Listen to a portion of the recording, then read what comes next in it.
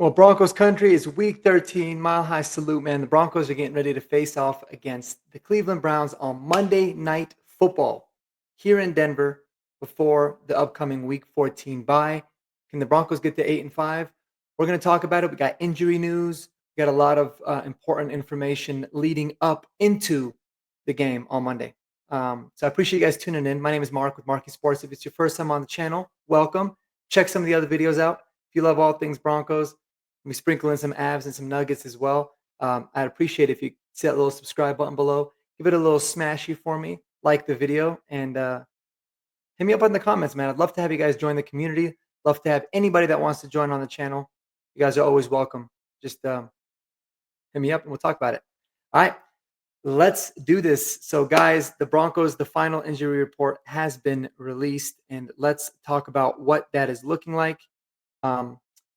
For the Broncos and the Cleveland Browns game. All right, so credit to dogsbynature.com for having this information out early. And what we're going to go ahead and see here is that the Broncos have already ruled out Riley Moss. Not too much of a surprise given that he hasn't been practicing all week. I think it's a good idea to keep him out to that. And then Josh Reynolds, interestingly enough, he is listed as questionable. So are the Broncos going to activate him? Or are they going to wait another week to do so? My hunch is that they're probably going to wait until next week to activate him. They just elevated Zach Cunningham to take the spot of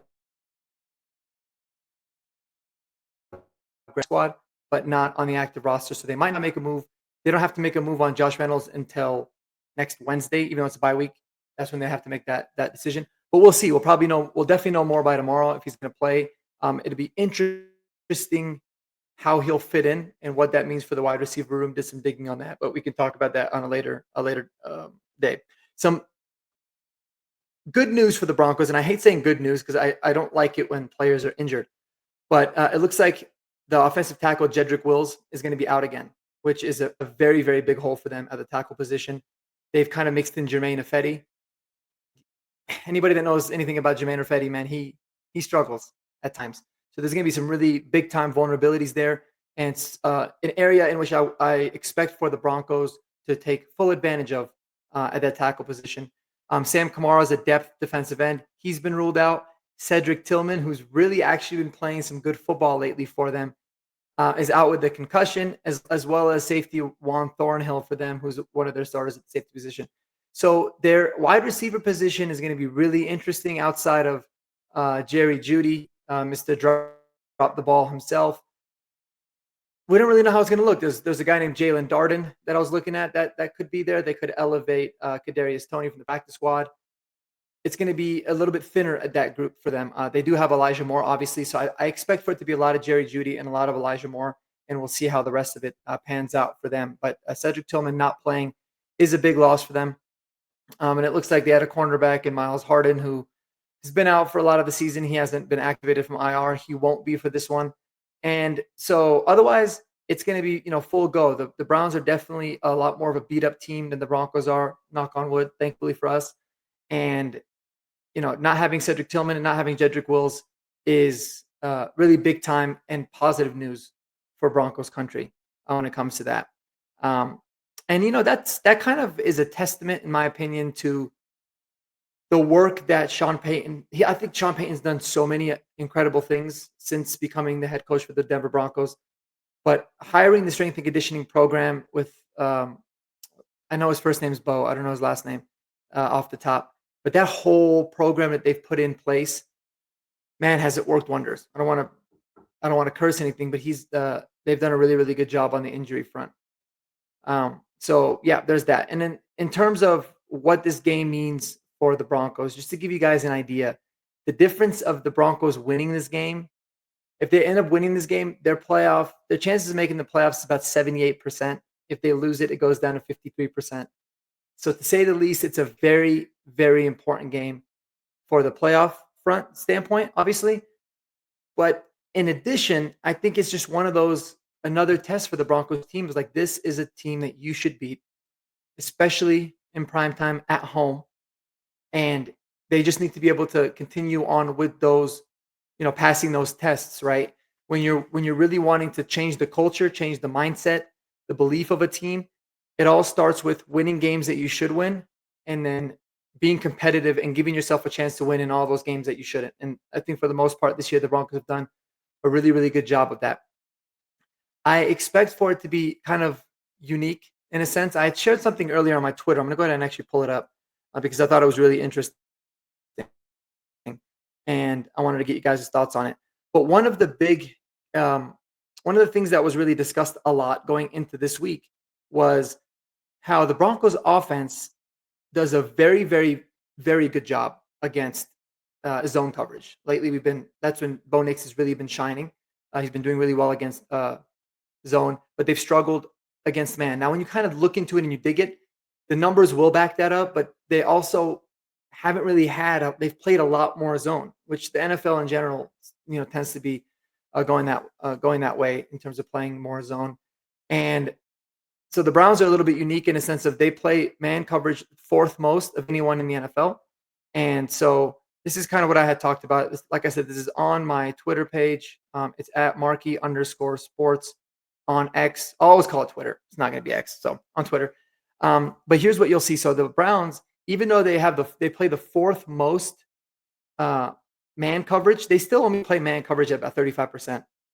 And then they play zone at 58.8%. So still more zone than you'll see man, but they might go back to their roots of playing more man against the Broncos, feeling like maybe they struggle a little bit more against it. And when you look at the numbers versus man, Cortland Sutton is still the leader there with 20 catches, 278 yards. Target rate is about 27%, which is very, very high.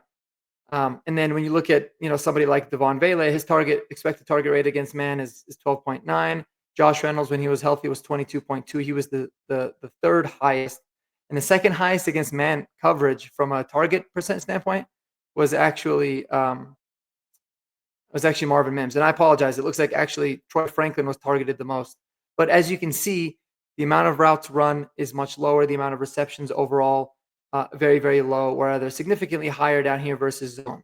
And so what I thought was really interesting about this table, though, is that whenever they got man coverage, they really did go after Marvin Mims and Troy Franklin a lot more often than in those situations where they're going against zone.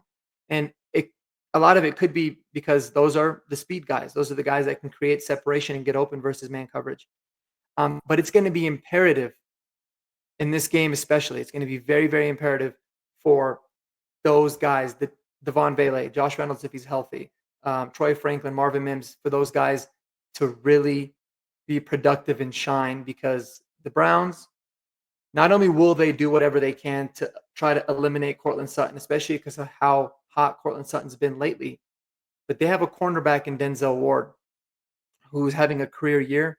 He's absolutely balling. He's playing unbelievably good football, and he's really eliminating a lot of elite receivers, or limiting them quite a bit. And so the Broncos, will they get creative in terms of finding ways to get Denzel Ward off of Sutton? Maybe, but you can expect Sutton to have a little bit less of a productive day than I think what he has been over the course of the last couple weeks, and that is going to force the other guys to really make plays. It's going to force for the tight ends to have to step up somehow, some way to make plays. But this game for me, man, it always is going to start and finish with the run game. The Broncos' run game has been unbelievably inconsistent, to say the least. And I would look for them to get Bo going, have a little bit of RPO action, maybe some design quarterback draw plays to get the run game going in some way, some fashion. If guys like Javonte Williams and Jaleel and Audric Estime don't get the ball going. So the ability for us to run the ball against this team, wear them down, especially here at home with the altitude, keep the crowd in it, control the pace of the game, I think is going to be very important. And it's something that I certainly want to see, this upcoming Monday night. Because even though I feel like right now we're doing the best with going empty, spreading it out, and getting Bo throwing, you have to be able to adjust to the teams that are able to defend that really well. you're going to need to be able to pivot and run the ball when necessary. And especially, like I was talking on a previous video, as you get later in the season, that run game is going to be imperative to get going. So I'd like to see some semblances of that as well. On the defensive side of the ball, man, I mean, what else can you say? We've been incredibly good. We did look a little bit like we took a little bit of a step back last week without Zach Allen. Luckily, we're getting Zach Allen back this week. I think it's going to bode really, really well for this defense. They're going to try to establish the run with Nick Chubb and Jerome Ford. So we need to shut that down. You force Jameis Winston to beat you more likely than not. You are going to win in the situations for us where we could just pin our ears back and go. I think they had a pretty big advantage against the Steelers last week on Thursday night because it was a very wet, snowy game. So that pass rush really couldn't get off, at Jameis the way that I think the Steelers would have ideally liked. But with the crowd noise, um, I'm really excited to see what this defense can do. One area where we've been a little bit, we haven't been doing as good of a job is, forcing turnovers. We did get an interception last week, but we haven't really been turning the ball, forcing turnovers at like a 2, 3, 4, times per game type of a clip, like you've seen, earlier in the season and last year, this defense be able to do.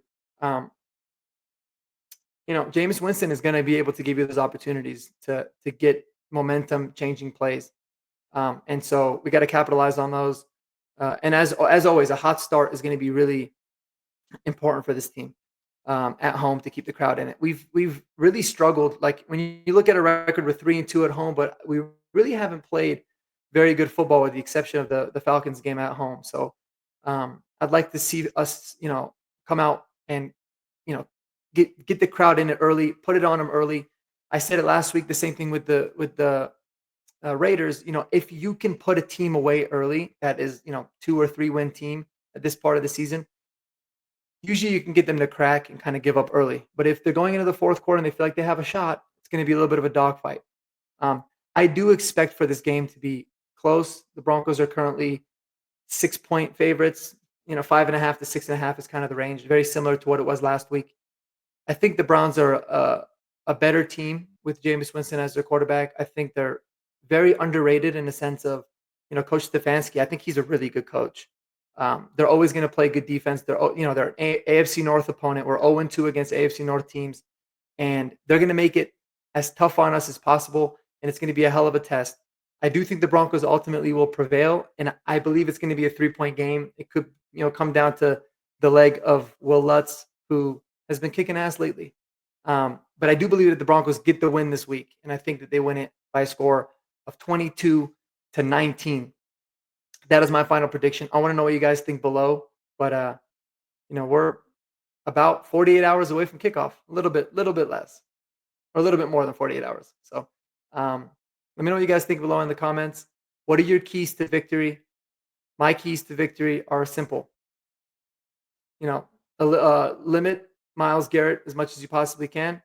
Stop their run game and get after the passer. I think we're going to be set up pretty well to win this game. Let me know what you guys think below, and go Broncos as always, baby. Enjoy the rest of your Saturday and tomorrow. Enjoy the football without the Broncos. Oh, side note, we need to root for the Colts to lose and the Chargers to lose. Even though that Chargers-Ravens game kind of doesn't have much of an effect, I'm always going to root against the Chargers. All right, Broncos country. Spend time with those you love most, man. And until next time, go Broncos. Peace out.